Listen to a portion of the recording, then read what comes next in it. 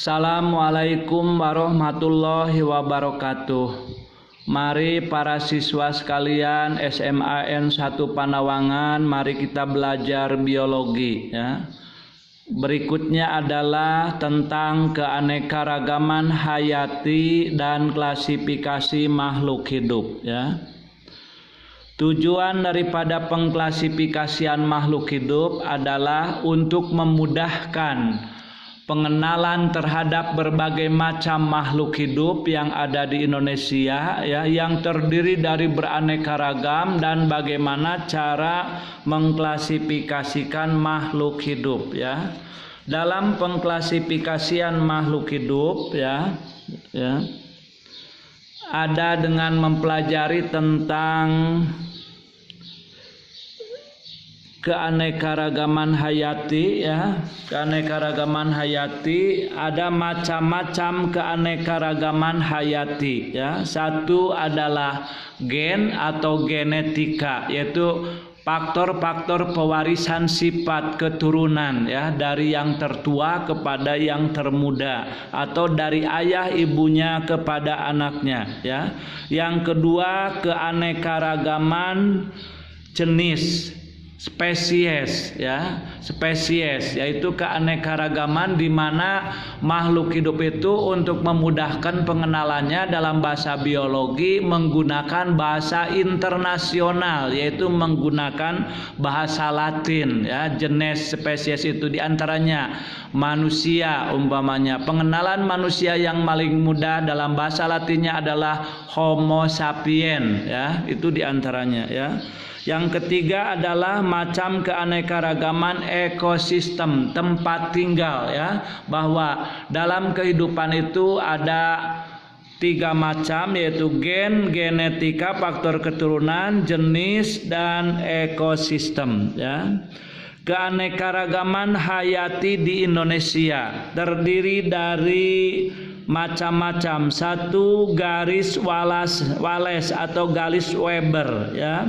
Yang kedua adalah hutan hujan tropis ya. Yang ketiga pesisir, dan yang keempat laut ya. Terus berikutnya sistem klasifikasi makhluk hidup ya. Satu, dasar-dasar pengklasifikasian ya. Yang kedua adalah tujuan dan manfaat klasifikasi ya. Yang ketiga, tahapan-tahapan dalam klasifikasi ya. Keempat, kunci determinasi, dan yang kelima, macam-macam klasifikasi pada makhluk hidup ya. Kemudian berikutnya upaya-upaya pelestarian makhluk hidup ya. Satu, pelestarian in situ. In situ adalah pengembangan makhluk hidup, yaitu di daerah aslinya, di daerah tempat asalnya, atau di daerah tempat kelahirannya, in situ. Umpamanya ya, contoh badak bercula satu atau Rhizoneros sondaicus atau Rhizoneros japanicus, kemudian dipelihara di ujung Kulon. Jadi kelahirannya asalnya badak bercula satu dari Jawa Barat, kemudian dilestarikan di Jawa Barat juga di ujung Kulon. Itu yang dikatakan sistem upaya pelestarian in situ. Dalam pelestarian ya, upaya pelestarian in situ terdiri dari satu, suaka marga satwa ya, suaka marga satwa, di mana pemeliharaan baik flora ataupun fauna ya dilestarikan dan dijaga ketat oleh pemerintah ya. Yang kedua, dengan taman nasional. Taman nasional adalah dengan cara mengadakan pengumpulan baik dunia hewan, animal, atau dunia tumbuhan plantarum yang ada di wilayah Negara Kesatuan Republik Indonesia, bahkan dari luar negeri pun disatukan dalam suatu taman, suatu pengembangan makhluk hidup baik flora ataupun fauna yang disebut dengan taman nasional ya. Kemudian yang ketiga, taman laut ya. Taman laut adalah bagaimana kita menjaga kelestarian di bahari, lautan, karena kelestarian lautan adalah menjaga keutuhan sumber protein hewani ya yang ada di Indonesia ya. Itu taman laut ya. Contoh pemeliharaan ikan, umpamanya pemeliharaan umpamanya rumput laut, bagaimana cara pemeliharaan flora dan fauna yang indah di laut itu yang dikatakan sebagai taman laut ya. Kemudian berikutnya yang keempat, hutan lindung. Hutan lindung adalah hutan untuk dilindungi pelestariannya yang dijaga ketat oleh undang-undang yang diciptakan oleh Tuhan untuk dilestarikan supaya generasi sekarang bisa menjaga untuk generasi yang akan datang ya. Itu yang dikatakan hutan lindung ya. Kemudian berikutnya yang kedua yaitu upaya pelestarian ex situ ya. Pelestarian makhluk hidup secara ex situ adalah di mana makhluk hidup dikembangkan selain di daerah asalnya, seperti yang tadi katakan Bapak itu bahwa gajah berasal dari India, kemudian dikembangkan oleh pemerintah India atau oleh negara-negara lain, ditangkan ke luar negeri atau ke negara lain yang dikatakan untuk dikembangbiakan supaya terjadi pelestarian gajah atau Elephas indicus ya berada di mana-mana. Contohnya umpamanya India adalah negara asal gajah, kemudian dibawa ke Indonesia, maka gajah itu boleh dikatakan berkembang biak dengan baik di Indonesia, kemudian akhirnya menyebar ke seluruh dunia. Gajah dengan bahasa Latinnya Elephas indicus, artinya ya bahwa gajah berasal nenek moyangnya dari India ya. Itu hutan ex situ ya. Jadi kita mengembangkan gajah yang asal mulanya dari India kemudian didatangkan ke Indonesia atau ke negara-negara lain ya. Ada lain contoh dalam ex situ adalah kebun koleksi ya, di mana tumbuh-tumbuhan atau beraneka ragam macam plantarum, dunia tumbuhan, disatukan dalam suatu wilayah atau tempat yang berasal dari seluruh wilayah Indonesia atau dari seluruh dunia, kemudian dibikin secara baik, ditempatkan di tempat yang sama yang disebut dengan kebun koleksi ya. Yang kedua, plasma nutfah ya. Plasma nutfah itu adalah sumber daya alam yang ada di Indonesia ya, yang terdiri dari beraneka ragam tumbuhan ataupun hewan ya, yang kelestariannya dijaga dan dimanfaatkan supaya generasi yang akan datang dapat menikmati keadaan plasma nutfah tersebut. Contoh, kita mengenal bahwa flora dan fauna yang ada di masa sekarang adalah pinjaman dari generasi yang akan datang. Yang namanya pinjaman dari generasi yang akan datang, bila perlu baik flora ataupun fauna kita pakai. Kalau tidak perlu, maka kita dijaga kelestariannya untuk generasi yang akan datang, untuk generasi anak cucu kita di masa yang akan datang ya. Kemudian berikutnya yang ketiga adalah kebun raya ex situ ya.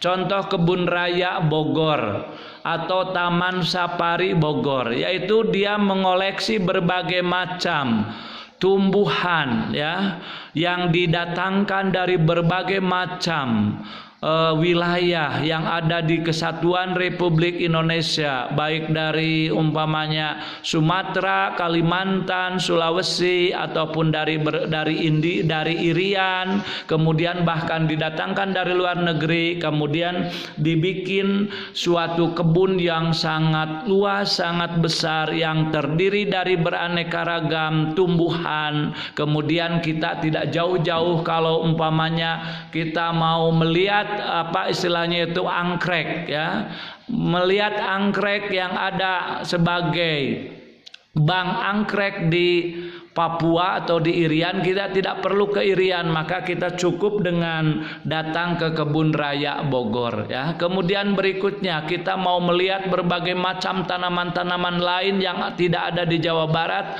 maka Kebun Raya Bogor sudah menyediakan beraneka ragam tumbuhan, ya, tumbuhan. Itu yang dikatakan bahwa dalam kehidupan itu ada yang dimaksud dengan upaya pelestarian in situ, yaitu pelestarian yang di hewan ataupun dunia tumbuhan dilestarikan di tempat asal kelahirannya. Sedangkan yang kedua ex situ, yaitu tempat pemeliharaan baik flora fauna, selain dipelihara di tempat asalnya, juga dikembangkan atau dikembangbiakan di luar tempat kelahirannya, seperti umpamanya burung cendrawasih yang ada di Irian, kemudian dikembangkan di luar negeri atau dikembangbiakan di daerah-daerah selain Irian Jaya. Itu diantaranya pelestarian ex situ, ya.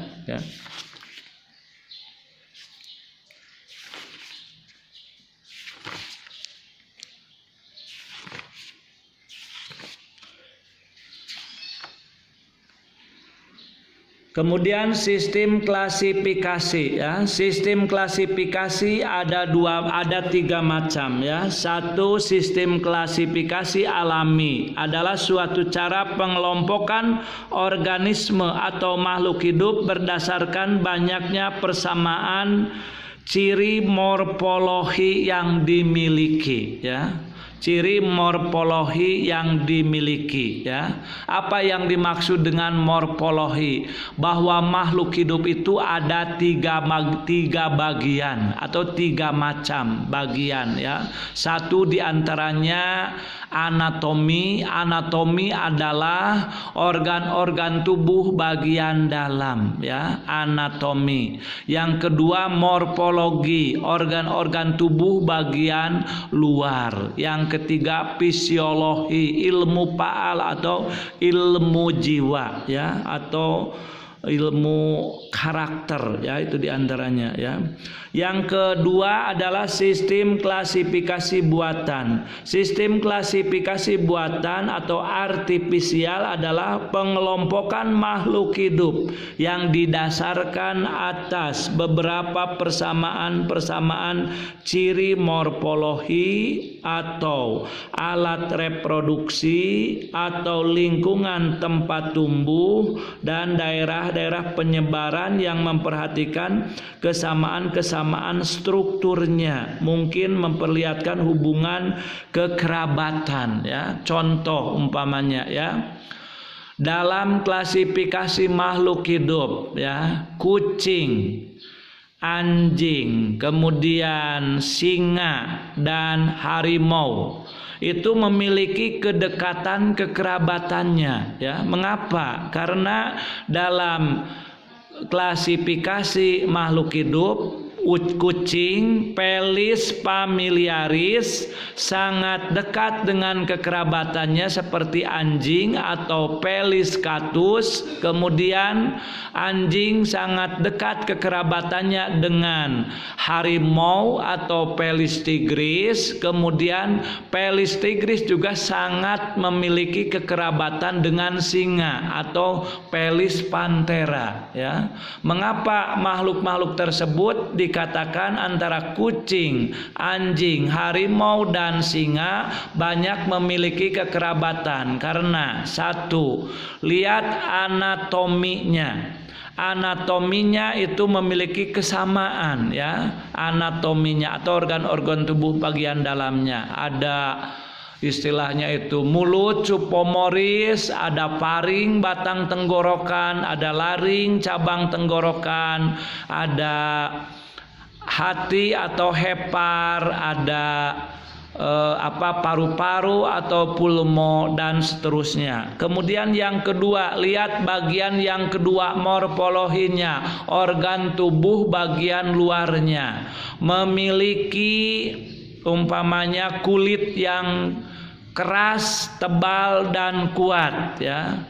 Yang kedua memiliki morfologi kaki belakangnya lebih panjang daripada kaki depan karena untuk meloncat dan mengejar bahan makanan atau predator, mengambil predasi. Itu dalam ciri-cirinya. Kemudian memiliki gigi taring karena itu untuk merobek-robek daging, karena pada umumnya kucing, anjing, harimau memakan karnivora atau pemakan daging ya, itu diantaranya ya.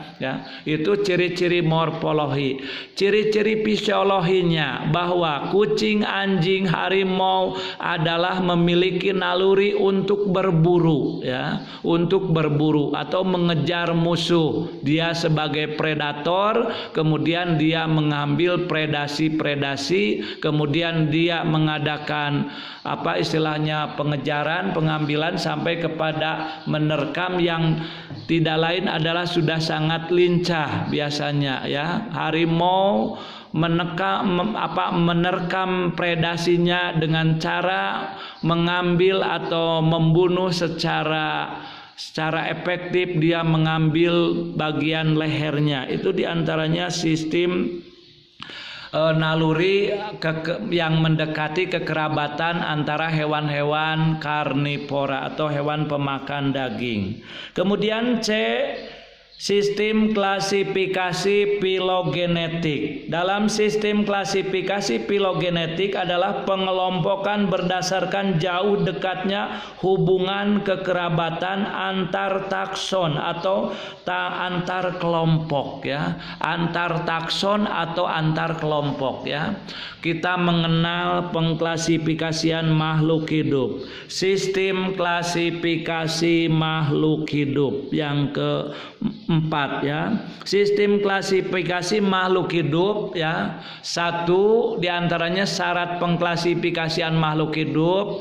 Makhluk yang bisa diklasifikasikan adalah makhluk yang memiliki bahasa Latin atau bahasa internasional dalam bahasa biologi ya, yaitu menggunakan bahasa Latin, bahasa internasional ya, itu diantaranya. Yang kedua, dalam pengklasifikasian makhluk hidup syaratnya terdiri dari dua bahasa Latin, bahasa yang dilatinkan. Contoh ya, manusia, Homo sapien ya. Homo adalah menunjukkan kata pertama atau genus. Kemudian sapien atau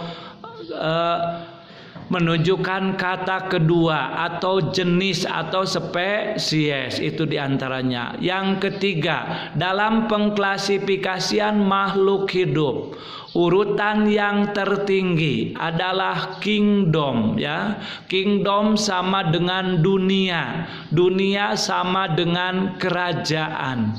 Kerajaan sama dengan regnum. Jadi dalam pengklasifikasian makhluk hidup, baik manusia ataupun tumbuhan ataupun hewan, pengklasifikasian yang paling tinggi, yang paling besar adalah dunia. Dunia sama dengan kingdom. Kingdom sama dengan kerajaan. Kerajaan sama dengan regnum ya. Kemudian berikutnya ke bawah, setelah kingdom, dunia atau regnum kerajaan, ke bawahnya bagi dunia tumbuhan yaitu divisio ya. dan subdivisio, ya, itu bagi dunia tumbuhan atau plantarum, ya. Sedangkan bagi dunia hewan atau manusia, ya, ke bawahnya setelah kingdom, dunia regnum atau kerajaan, maka ke bawahnya adalah pilum dan subpilum, ya. Ya, pilum dan subpilum. Setelah dunia tumbuhan, ya, pengklasifikasian dari yang tertinggi sampai kepada yang terendah, ya, dari dunia atau kingdom atau kerajaan atau regnum, silahkan oleh siswa pilih sendiri mau yang mana yang dipakai. Lalu untuk dunia tumbuhan ke bawahnya setelah kingdom, maka kalau Anda pilih kingdom, maka ke bawahnya adalah divisio, ya. Divisio, ke bawahnya adalah subdivisio, ya. Ke bawahnya lagi adalah klasis, klasis atau kelas. Ke bawahnya lagi adalah ordo, ya. Ordo atau bangsa, ya. Ke bawahnya lagi adalah famili atau suku, ya. Ke bawahnya lagi setelah famili adalah genus atau marga, ya. Ke bawahnya lagi adalah spesies atau jenis, ya. Nah, jadi dalam urutan pengklasifikasian pada dunia plantarum atau dunia tumbuhan, dari yang tertinggi sampai yang terendah adalah bisa kingdom, divisio, subdivisio, kemudian klasis atau kelas, ordo atau bangsa, kemudian famili atau suku, genus atau marga, spesies atau jenis. Nah, itu urutan dalam pengklasifikasian makhluk hidup, dunia plantarum atau dunia tumbuhan. Sedangkan pengklasifikasian pada manusia Homo sapien atau pada dunia hewan atau animal, yaitu urutan yang paling tertinggi sampai kepada urutan yang terendah, diawali dari kingdom. Kingdom sama dengan dunia, dunia sama dengan regnum, regnum sama dengan kerajaan. Nah, tinggal para siswa milih mau yang mana yang dipakai dalam klasifikasi manusia dan hewan. Apakah mau umpamanya yang tertinggi adalah kingdom, ya. Setelah kingdom ke bawahnya maka pilum, pilum, ya. Ke bawahnya adalah subpilum, ya. Ke bawahnya sama klasis atau kelas. Ke bawahnya lagi adalah ordo atau bangsa, ya. Ke bawahnya lagi adalah famili atau suku, ya. Ke bawahnya lagi adalah genus atau marga. Ke bawahnya lagi adalah spesies atau jenis, ya. Itu urutan pengklasifikasian dari yang tertinggi sampai yang terendah, baik pada manusia Homo sapien ataupun pada hewan atau animal, ya. Saya kasih contoh sekarang urutan pengklasifikasian dari yang tertinggi sampai yang terendah umpamanya pada dunia tumbuhan.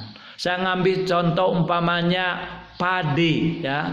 Padi dalam bahasa Latinnya Origa sativa, ya. Origa sativa, ya. Silahkan siswa ada yang bisa dalam pengklasifikasian padi dalam bahasa Latinnya Origa sativa, ya. Siapa yang bisa?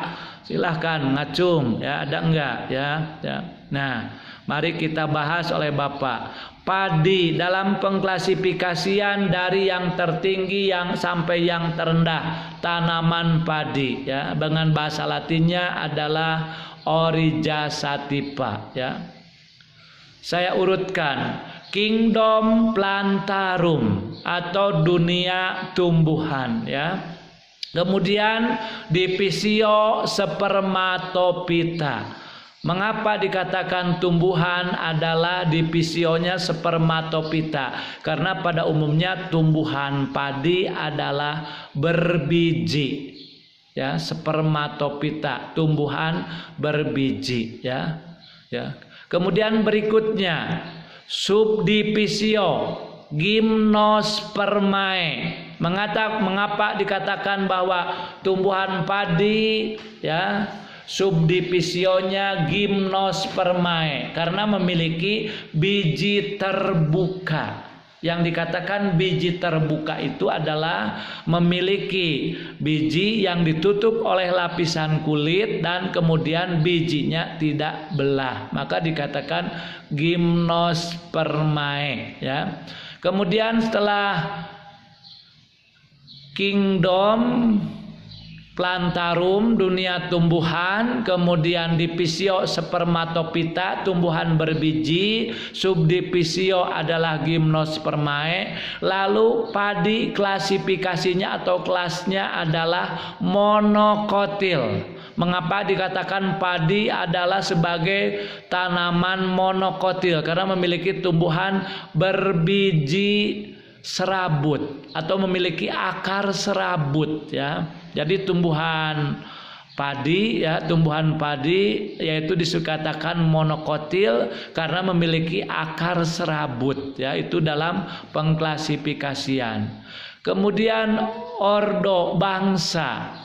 Untuk ordo dan bangsa dalam tanaman padi, ya, kata pertama adalah orija, kata kedua adalah satipa. Maka untuk pengklasifikasian tanaman padi, ya, dalam ordo atau bangsa, kata pertama ditambah dengan akhiran es atau ls, ya. Jadi kalau dalam bangsa atau ordo atau bangsa, kingdomnya untuk padi orijales, ya, orijales itu untuk tanaman padi, ya. Kemudian ke bawahnya famili untuk tanaman padi, yaitu kata pertama orija, ya, kata pertama orija ditambah dengan seae, maka dikatakan orijase, ya. Kata pertama ditambah seae, orijase.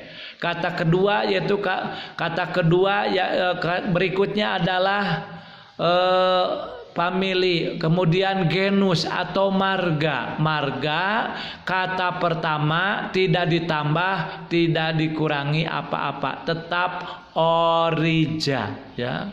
Kemudian berikutnya untuk tanaman padi terakhir untuk spesies atau jenis adalah orija. O-nya huruf besar di garis bawah, kemudian satipa, S-nya kecil, lalu di garis bawah juga. Nah, itu urutan pengklasifikasian dari yang tertinggi sampai yang terendah pada tanaman padi, orija, satipa. Maka saya ulangi, kingdom adalah plantarum, divisio spermatopita, subdivisio Gymnospermae, klasis adalah monokotil atau berakar serabut, ordo bangsa orijales atau orijales, ya, kemudian famili orijase, genus orija, spesies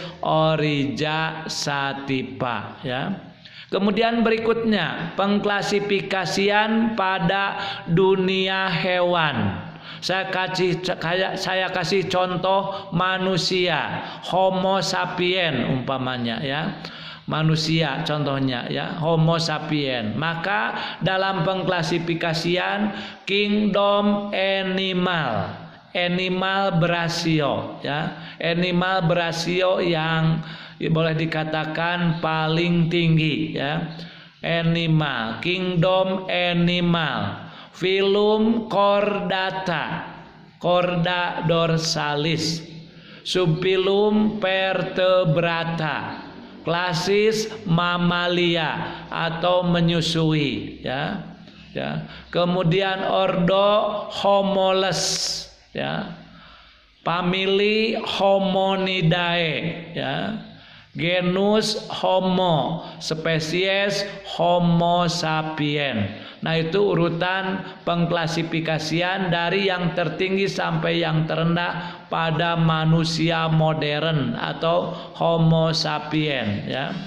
Contoh lain umpamanya pada gajah, Elephas indicus, ya. Umpamanya dalam gajah, kingdom animal, ya. Kemudian filum Chordata, subfilum Vertebrata, klasis Mamalia, ordo Elephales, famili Elephanidae atau Elephacedae, genus Elephas, spesies Elephas indicus. Itu contoh dalam pengklasifikasian dari yang tertinggi sampai yang terendah pada gajah, Elephas indicus, ya. Kemudian berikutnya syarat-syarat pengklasifikasian makhluk hidup. Yang diklasifikasikan yang terdiri dari 2 bahasa Latin. Yang kedua, dalam pengklasifikasian terdiri dari 2 kata. Kata pertama menunjukkan genus, kata kedua menunjukkan spesies, ya. Kemudian dalam pengklasifikasian makhluk hidup, ya, kita mengenal ada istilahnya itu dalam dunia hewan terdiri dari kingdom, filum dan subfilum. Sedangkan dunia tumbuhan divisio dan subdivisio. Pada umumnya ke bawahnya sama, yaitu klasis, kelas, ordo atau bangsa, famili atau suku, genus atau marga, spesies atau jenis, ya. Mungkin dalam pengembangan materi dari Bapak sekian, kemudian ini ada tugas yang perlu dikerjakan oleh para siswa sekalian yang saya cintai adalah tugas biologi untuk dikerjakan di rumah secara baik. Pertama adalah buku paket halaman 66, ya. Halaman 66, soal-soal uji kompetisi bab 2, ya, bab 2, ya. Bab 2. Bab 2, ya, dari nomor 1, ya, dari nomor 1 sampai nomor 15 pilihan ganda. Mohon maaf, halaman 48, bukan ini, halaman 48, soal-soal uji kompetisi bab 2, ya, kemudian pilihan ganda dari nomor 1 sampai nomor 15. Kemudian bab 2-nya bagian A pilihan ganda dari nomor bagian A nomor 1 sampai nomor 15. Kemudian halaman 49 bagian B-nya, ya, yaitu soal-soal esai dari nomor 1 kerjakan sampai nomor 10, ya, dari nomor 1 sampai nomor 10 esai dari halaman 49 sampai halaman 50. Kemudian dikerjakan dengan baik dalam buku catatan atau dalam buku tugas. Kemudian nanti dikumpulkan oleh Bapak, akan dinilai secara baik, ya. Semoga kita dalam mengejar cita-cita sebagai siswa Bapak doakan oleh Allah Subhanahu wa taala dikasih kelancaran dalam segala hal, kemudian disukseskan cita-citanya, kemudian diangkat derajatnya di masa yang akan datang. Sekian, terima kasih. Assalamualaikum warahmatullahi wabarakatuh. Selamat belajar di rumah secara daring. Kemudian mari kita sering berdoa kepada Allah Subhanahu wa taala, dan Bapak titipkan mari kita dengan mengucapkan alhamdulillah, hati-hati. Assalamualaikum warahmatullahi wabarakatuh.